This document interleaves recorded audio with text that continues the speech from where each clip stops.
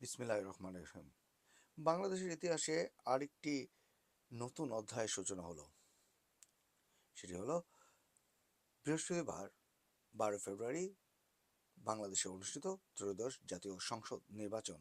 দীর্ঘ 17 বছর পর বাংলাদেশের মানুষ উপভোগ করল স্বাধীনভাবে ভোট দেওয়ার আনন্দ। এর জন্য যাকে সবার আগে ধন্যবাদ দেওয়া উচিত বা কৃতজ্ঞতা প্রকাশ করা উচিত এই সুষ্ঠু একটি নির্বাচন অনুষ্ঠিত হওয়ার জন্য, তিনি হচ্ছেন ডক্টর মোহাম্মদ ইউনূস, অন্তর্বর্তীকালীন সরকারের প্রধান উপদেষ্টা। ত্রয়োদশ জাতীয় সংসদ নির্বাচনে ভূমিধস জয় পেয়েছে বাংলাদেশ জাতীয়তাবাদী দল বিএনপি। গতকাল অনুষ্ঠিত শান্তিপূর্ণ নির্বাচনে সর্বশেষ পাওয়া বেসরকারি তথ্য অনুযায়ী 213টি আসনে বিএনপি ও বিএনপি সমর্থিত জোটের প্রার্থীরা বিজয়ী হয়েছেন। জামায়াতে ইসলামীর সমর্থিত জোটের প্রার্থীরা পেয়েছেন 77টি আসন। 77টি আসনে তারা বিজয়ী হয়েছেন। এর মধ্যে জামায়াতে ইসলাম 68, এনসিপি 6, খেলাফত মজলিস 3টি আসনে জয় হয়েছে। স্বতন্ত্র প্রার্থীরা জয়ী হয়েছেন 8টি আসনে। এর বাইরে ইসলামী আন্দোলন বাংলাদেশের একজন প্রার্থী বিজয়ী হয়েছেন। নির্বাচনে একই সঙ্গে জুলাই জাতীয় সনদ চূড়ান্তে গণভোট সেটি 77% হ্যাঁ ভোট এবং 23% না ভোট পেয়েছে।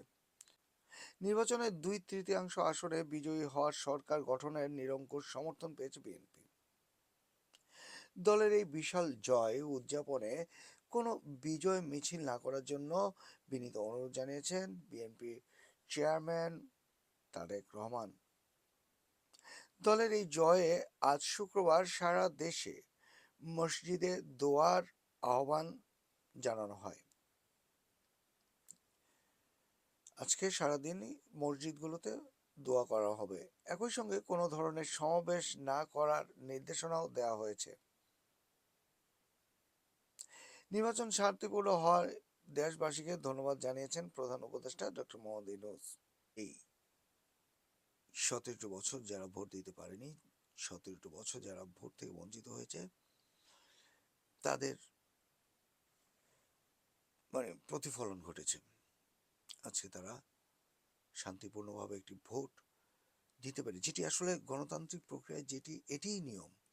প্রত্যেকটা কেন্দ্র থাকবে সুরক্ষিত, ভোটাররা থাকবে সুরক্ষিত, যাদের ভোট যা কেনাবেচা হবে না কোনো ভোটের, এবং তাদের মনের অন্তরে যে দলটিকে লালন করে সেই দলটিকে তারা নির্দ্বিধায় ভোট কেন্দ্রে যেয়ে ভোট দিতে পারবে। এটা কিন্তু বলে নির্বাচন, গণতান্ত্রিক প্রক্রিয়ায় নির্বাচন। সেটি বাংলাদেশের মানুষ এবার নিজ চোখে দেখেছে এবং তারা এই ভোটের অনুষ্ঠানটিকে উপভোগ করেছে আনন্দের সাথে। আগামী দিনে বিএনপি রাষ্ট্র পরিচালনা করবেন এবং তাদের যে এজেন্ডাগুলো ছিল সেই 31 দফা বাস্তবায়ন করবেন। এই 5 বছর সময়ে বিএনপি আরো শক্তিশালী হবে এবং তারা সৎ ও নিষ্ঠাভাবে রাষ্ট্র পরিচালনা করবেন। এটাই এখন সকল বাংলাদেশে প্রত্যাশা। মোহাম্মদ মাসুদ জামান, HB অনলাইন, লন্ডন।